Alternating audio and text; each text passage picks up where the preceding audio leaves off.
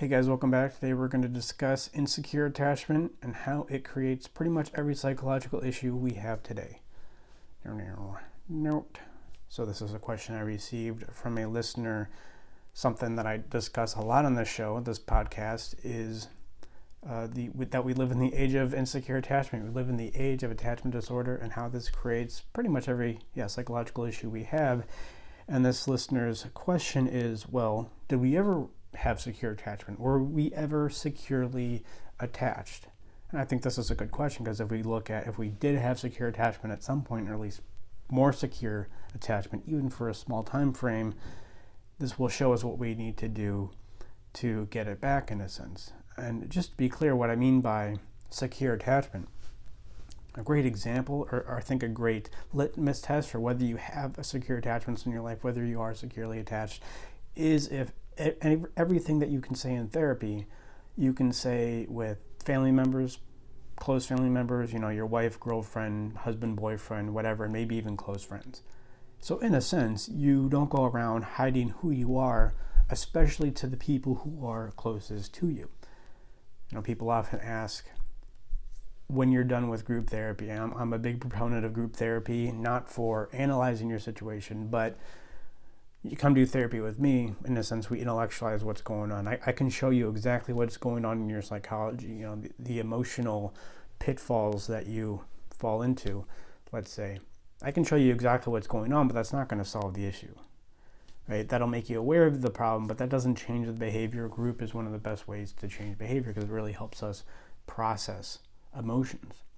It keeps our emotions right on the surface, so it makes our action just more a part of who we are.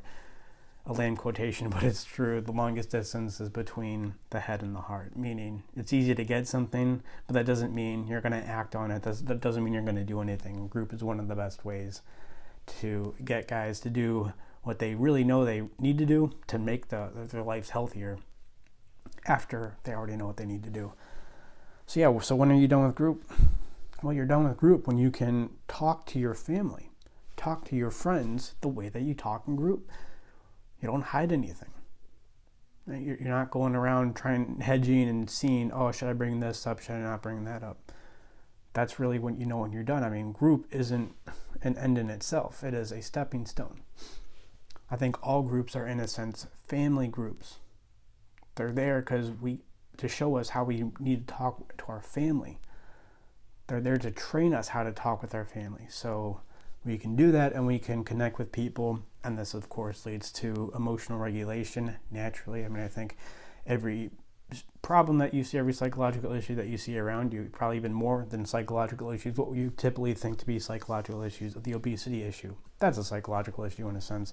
All this stems from insecure attachment, depression, substance abuse, dopamine addiction, environmentalism, any kind of political fervor, being unable to talk with people who may seem like they're on the opposite end of the political spectrum.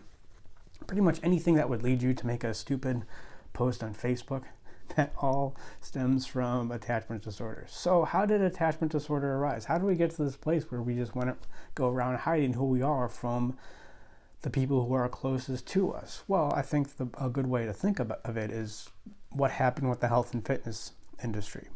Now, 100 years ago, there was no obesity problem. You look at photos from 100 years ago, some of those Coney Island pictures, or even from, honestly, 20 or 30 years ago, and people simply are not overweight. But what happened? Well, let's go back to the 1920. What happened around 1920? Did we lose anything? Did we forget key bits of information about health and fitness? No, what happened is before 1920 or thereabouts, we didn't have enough resources to be overweight.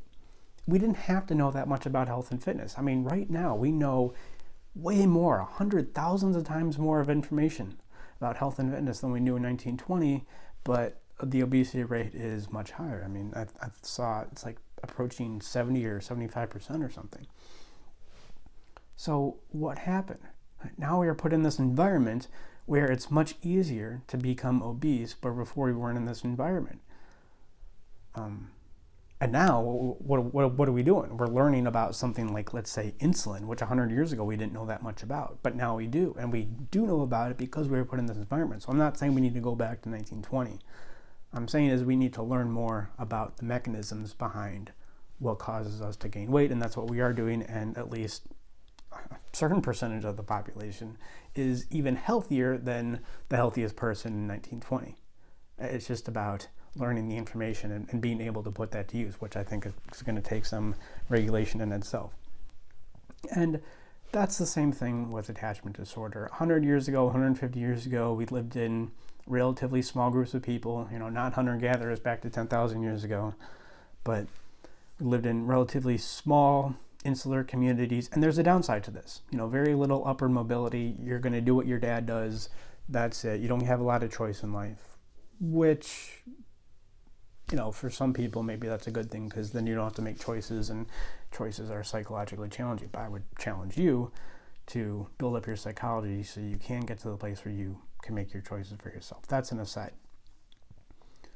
So we were living in these small knit communities 100 years ago, 150 years ago. Everybody was pretty much the same religion. Everybody was the same race, if not ethnicity. So there wasn't a lot of challenge to connection. You grew up, everybody knew pretty much everything about you. There were fewer things to distract us, like computer screens, YouTube, where you're watching this now, right? There's just fewer things to distract us, so it was easier to stay connected. So all that happened is now we went into this wealthier, better environment, I would argue, but we didn't have the intellectual, the psychological wherewithal to manage it, like what gave rise to the obesity epidemic. It's not that we were better in 1920. It's not that we were tougher. We just didn't have the option to be obese. Now we have the option to be obese. Now you have the option to be tuned out on Facebook making silly posts about environmentalism or politics or whatever else that you think matters. But it's really just a symptom of your attachment disorder. So that's what happened. So all we need to do, what did we do in health and fitness? Well, we learned about the mechanisms behind what causes obesity. And that's the same thing we need to do with psychology. That's why I argue we've done here. Learn about the mechanisms, the precise emotional mechanisms behind what causes psychological obesity, or what I would say psychological incontinence, right? Just finding yourself doing things, not being house trained psychologically. Find yourself doing things that you don't want to do, or you can't stop doing things that you need to stop doing, right? Either way. And maybe just as an aside, I would say what contributed to attachment disorder is wars of the 20th century. And I only say this not to make a political point, because, foreign involvement in wars is, I don't know if it's a hot button issue, but something that I just think is really silly and we waste a lot of money on. I don't think I'm alone there. But,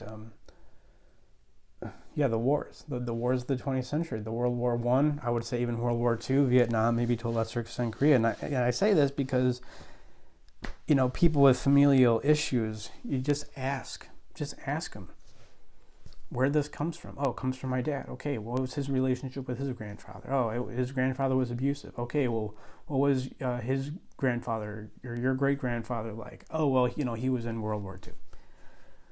And he came back and he just stopped talking. He started to drink too much. And this is just in my experience as an American guy, talking with mostly American people, this would be maybe 75% of what I see, like just at least in the recent past, what is causing a lot of this attachment disorder. Okay, well, your grandfather's not talking. Now your mom's going to be tuned out.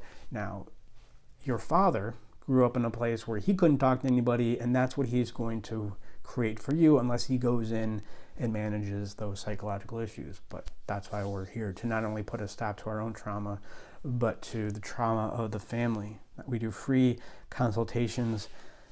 animusempire.com/schedule. I'm only answering questions for the month of March. If you have a question for me, animus@animusempire.com. Thank you guys, and I'll leave it there. And always remember to manage your attachment disorder so you don't make stupid posts on Facebook.